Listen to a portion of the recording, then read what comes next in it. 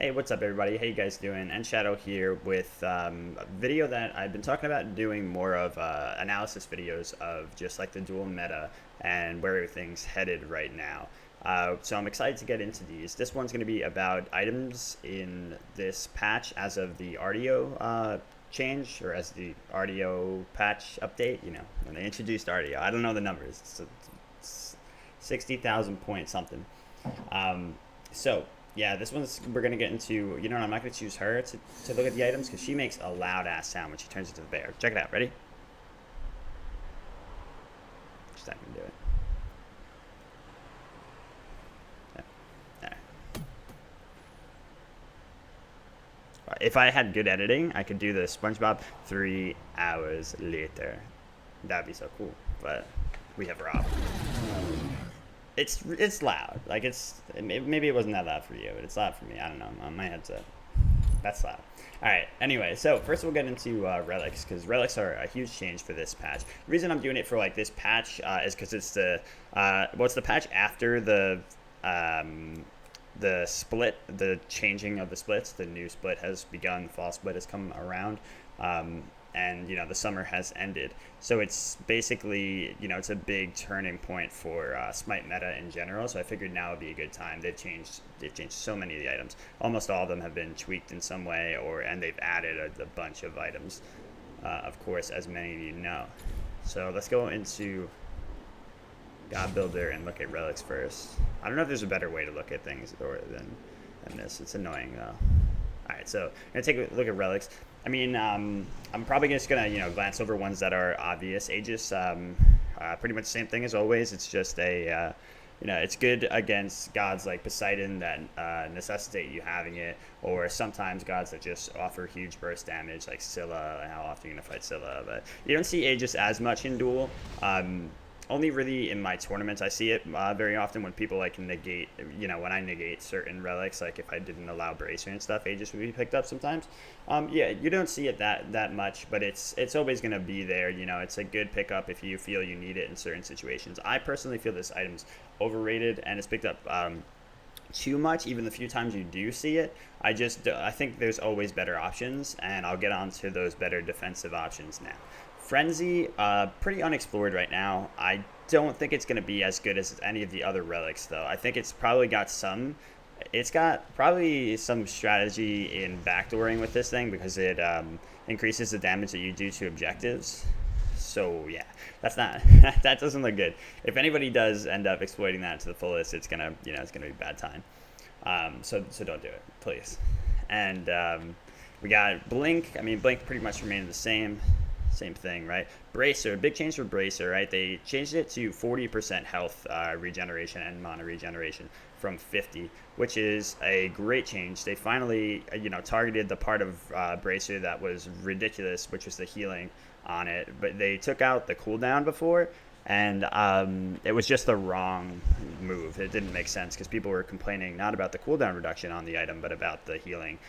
So they got rid of the cooldown, then they went back, reverted it, and I thought they were going to fully revert it, give back the cooldown and take off the healing, but they just took off the cooldown too, rendering this item shit. Not shit. It's still pretty decent. In a lot of situations, it's decent, especially if your opponent can't comfortably go anti-heal against you. For instance, if you're like Bastet, you can definitely rationalize getting it sometimes, but she also really thrived off of that early cooldown from the item. I don't think healers should ever go this item now because it's just easily anti-healed now. It's a given that that your opponent's going to go anti-heal against you if you're a healer like a Chang'e or something anyway, right? So yeah, in my opinion, it definitely has its uses, but a lot of people are still clinging to it just out of, the habit of having gone it so often before. So yeah, even on the tier 2, it's still 40% health regeneration, even though it does get the cooldown reduction back at that point.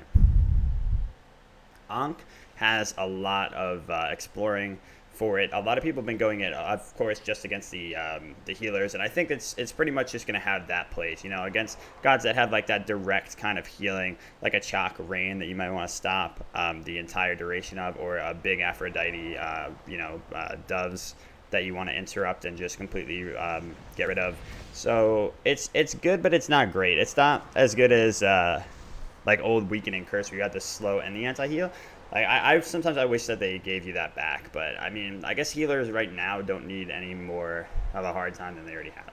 This item is good in its current state. I would say the tier 2 does some weird stuff where it yeah, flicks a 20% increased ability cooldown, and it increases the abilities.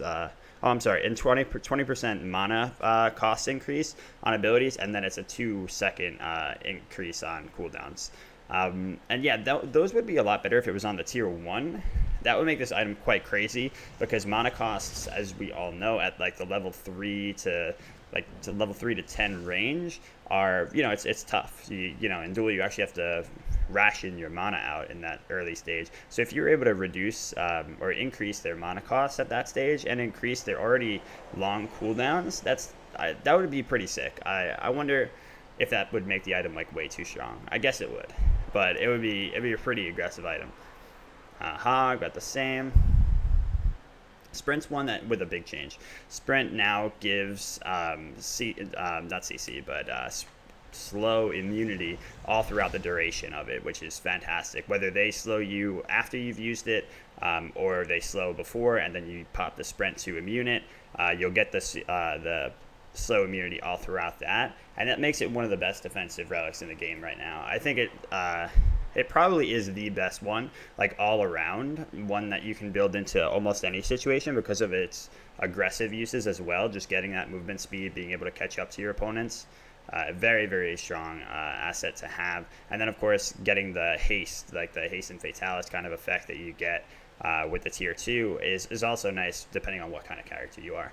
But yeah, this item, you can pick it up against anybody that has strong slows. And if you're a kitey kind of character, like say a Chang'e, like if this item is nuts on Chang'e. Or even just in like an ADC versus a warrior matchup where the warrior is like an Osiris and he's just going to slow you to death. Yeah, it turns around quite a few matchups in this game, so definitely be looking at this one more because I feel like it's another one that hasn't been really shown as much love as it should at this point. Horrific Emblem. This is my favorite relic right now. It's fucking crazy. I think it's so good. The tier 2 of it is just, it blows my mind. It reduces the damage that your enemy deals by 20%. The tier 1 of it already reduces their attack speed and movement speed, so they get, very harshly slowed and get that little bit of attack speed reduction. So it helps you so much in a boxing fight. This is fantastic against any auto attacker, but it's also good against pretty much every other god as well that doesn't have abilities that give slow immunity. So don't build against Merc. I made the mistake a couple times. Probably don't build against Kukulkan. All right, don't build it against. I feel like old Zeus had slow immunity. I think that was the thing. All right, but either way, it's a fantastic item, and that damage reduction thing is really big too. So even if you're not getting the use out of like the attack speed reduction against a mage, because you can go it against mages a lot and just cripple them. I go it against pretty much everybody, but against like Chang'e, even like who you wouldn't think like, oh, I want to reduce her attack speed, getting that slow out after she uses her 2 and then just completely diving her is free. Shell, I think, could be the new bracer. It might need a little tweaking, this relic. I feel like it might not be strong enough yet, but it's almost there. I go it a lot right now because I want to try to make it better. Like you can't make it better, right? But try to find better uses for it. And it gives 2 block stacks at rank 2, and that's really good, especially against like warriors or ADCs. So that's an important one to keep in mind if you're looking for something over Bracer. The good thing about it is it can't be anti-healed. So the shell shield itself isn't that strong. It can be taken off by a powerful ability, but I think it's enough sometimes, especially for early aggression, allowing you to dive a bit. Then I'm gonna skip over everything. Like I said, that doesn't really get that much of a change. Blah blah blah. We go to Thorns. Thorns is insanely good again, as always. Always such a strong item while it's in the dual meta, and now it's got the lifesteal component to it, the anti-lifesteal component to it again. 50% off the opponent's lifesteal that's used against you while you have this pop. That is so strong. So it's like basically the ADC killer. It's fantastic, right? It actually helps so much in this meta where this is pretty much the split where everyone's trying to counteract the ADCs, right? See how far you can go with other gods and see if they can actually be overthrown. It'd be pretty sick to see. A lot of headway has been made already. Sunder is shit. This one actually is shit. Unlike Bracer, the nerfs to this item render it almost completely useless. 15% of the target's current health as true damage is terrible. It almost never does any damage. It's at tier 1. And then the tier 2 is just, the tier 2 is pretty good. Like, it honestly is. But building up to it is so bad. If the tier 2 was just, like a straight... If you just built relics, theoretically into tier 2s and, the tier 1s didn't exist, you didn't have to pay for them, and you just bought this, like, this is it's pretty good. But you don't want to spend money to get to here, and even here, things like Horrific are just still better, or Thorns is still better, or Sprint is still better, and so on and so forth. So, yeah, there's that. All right, taking longer with this than I wanted to. So I'm going to try to speed through this, just highlight these things for you guys real quick.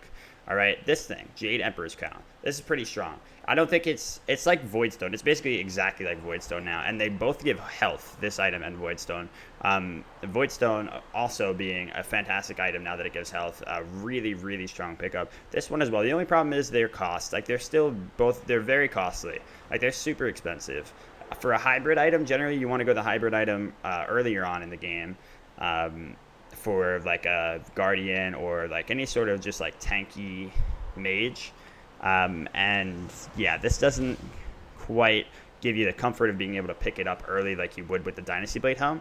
This item is bad because they nerfed it and it was already in like a meh place. I have no idea why they nerfed it. I guess it was being picked up a lot by mages in mid like too easily, but yeah, so that's the only thing. This one's very situational, could have uses. I think the Voidstone really is a breadwinner right now, though. It's not like always the pickup, but for Guardians in general as well, it's very good.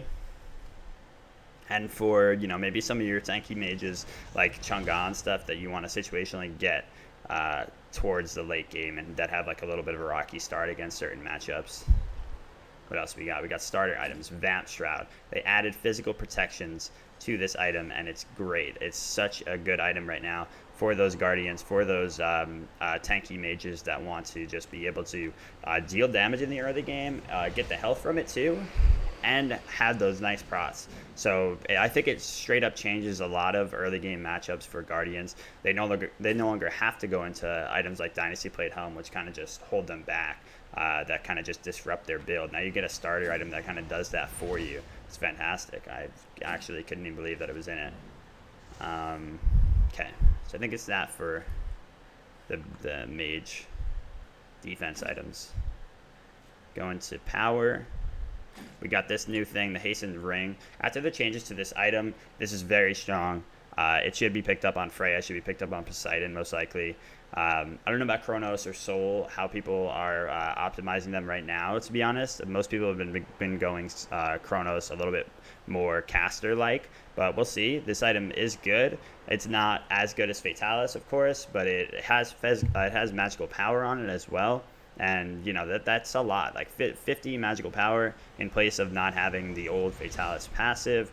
It gives you a good amount, and they increased the amount of time that you have the haste for now on this ability, and they reduced the cooldown on it. So it's a good look right now. Definitely something that you can feel comfortable going into. You shouldn't avoid going this on those gods that you would go Fatalis on in the past, in my opinion. Other than that, let's see. Voidstone I already talked about. Strong, but situational, very situational. This stuff, Bancroft's got a cost increase, which was good, and a little bit of lifesteal reduction, also good. I wish that they hit it a little bit harder because I still think this item is too strong. But basically right now it's a little bit harder to build into it from the tier 2 start into the full item. I've seen more people going into boots and then finishing this full item, but some gods still just need that tier 2 part of it and thrive off of that because it helps their early game so much. So yeah, basically you build it the same as you did before, I would say in most cases, which is, you know, just getting that tier 2 to start. Or if it's a god that you know is going to have like a little bit of a slow climb, like a trudge all the way to finish the item, you can go into boots first and then do the item. Or you really build it within just like the first 3 slots. I wouldn't build it later than that because I do think that it, you know, it has its limitations as a late game item, as far as like picking it up in the later game goes. Nothing in here really with major changes. All right, so all good on that front. This has been it's a really good patch, by the way. I think it's looking really good for Duel. It's honestly some of the best I've seen Duel be in terms of itemization, what can actually be picked up. It's really good. I'm very happy with what Hi-Rez has done here. Atlanta's bow, this is not really... I don't think you're going to see anyone pick this up other than Mercury, because it's a really good Merc item specifically. I mean, if you look at his passive, you can tell right away, just giving a ton of, what is it, up to 4 times. A ton of movement speed on Mercury is, you know, that's pretty much what you want. This item looks like it was basically made for him as like not poor replacement for a golden bow, but a shoddy golden bow.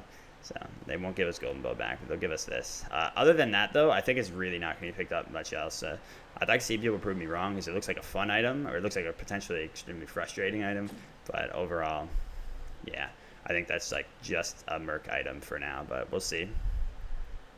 Frostbound, I like what they did with this. They changed the attack speed, not the attack speed reduction, the movement speed reduction component of it onto the range gods using it.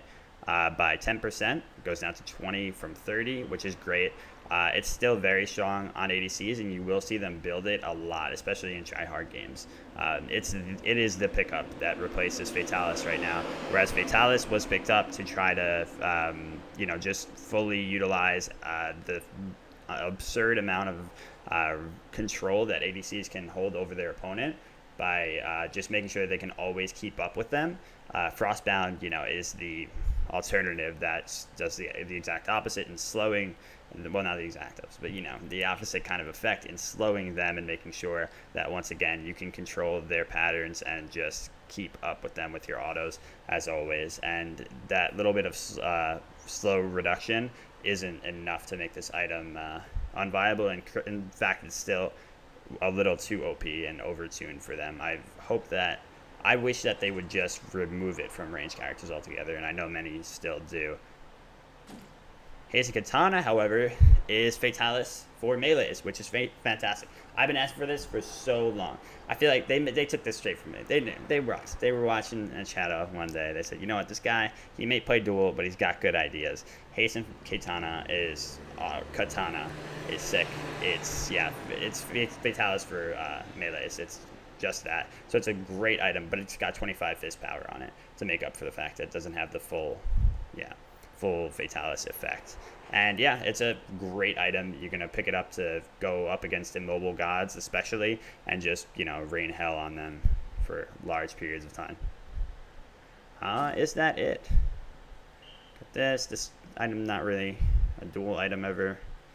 And yeah, I think that's it.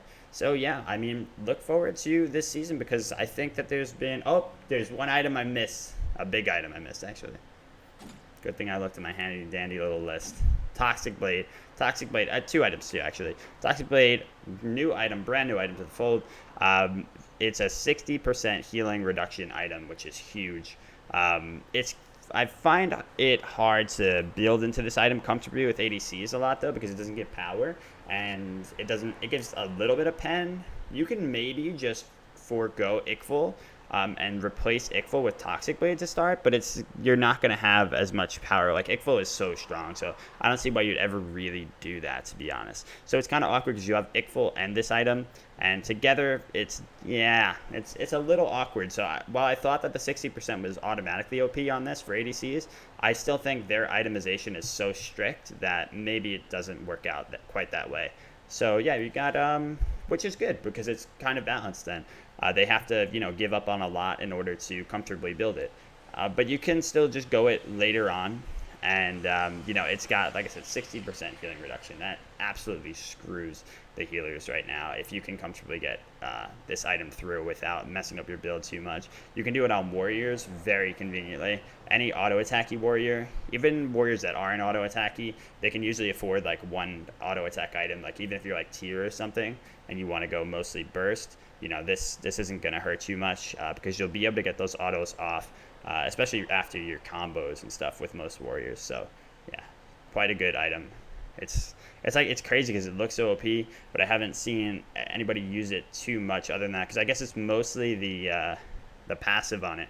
It's hard because it takes the place of like a Wingblade item, and Wingblade is already so situational, but it's like an offensive Wingblade, So it's weird. I think it'll get better and better the more people start to find places for it in their builds. And it's more of a reason not to build Bracer. So you build Bracer, they build this, you're done.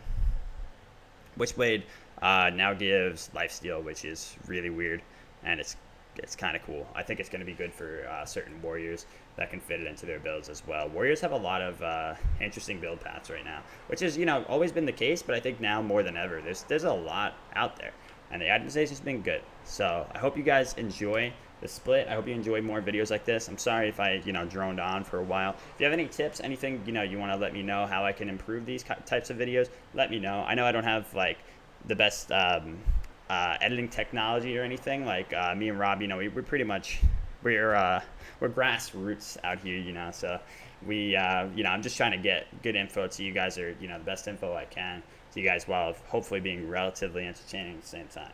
That's always my goal, to just hope you guys enjoy and learn some stuff too. So remember to subscribe if you enjoyed, and check out more videos coming up, including the tier list, which will be up very soon. Peace.